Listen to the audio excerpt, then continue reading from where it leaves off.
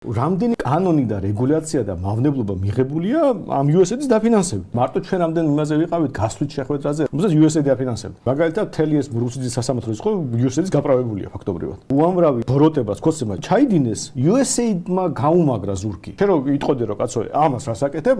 აგერ ასეთი NGO, ისეთი NGO, ან პირდაპირ USAID, ან USAID-ის დაფინანსებული ხს NGO. კონტრარგუმენტს ვერ ეუბნებოდი, ხოცებს გეუბნებოდათ რომ ამერიკელები გთხოვენ. ხელოვნურად რაღაცნაირად საზოგადოებაში დაინერგა ეს რაღაც ადეკვატურობები. რომ ტრანსიქცემეთ, ციხეში უნდა წახვიდე განსაკუთრებული სიმკაცრით, აქ რაღაც კოტები, იქ რაღაც ის LGBT უფლებები. ხოცების გაправების ერთ-ერთი ძალიან მთავარი დამსახურება არის ეს NGO-ების ამბავი რა. ეხლა ერთხმიან გავიგე, მაგრამ არც ეხლა გაუქმებიათ ხოცებს, არც ის გენდერის კანონები, არც ის რაღაც ტრანსგენდერების დაცვის ამბავი. 700 მედია საშუალება სოფლიო მასშტაბში ფინანსდებოდა USAID-ის CNN-ის მათ შორის. BBC. ხო, BBC. ტრამპი ამბობს რომ აი ამიტომაც იქნება ერთი და იგივე ნიუსები იყო თელ სოფლიოში. დაკაც იგივე არ იყო. შენი სახელით ამერიკულ ღირებულებად წარმოაჩენეთ მეოთხე თაობის ფემინიზმს და რაღაცა ვოუკიზმს. ხო და როგორ შეიძლება აი ეს თუ დაინახე ეს მასშტაბი მავნებლობის. თქვა რომ კაცო, აგერო ამბებო სახლი აუშენესო. მადლობა.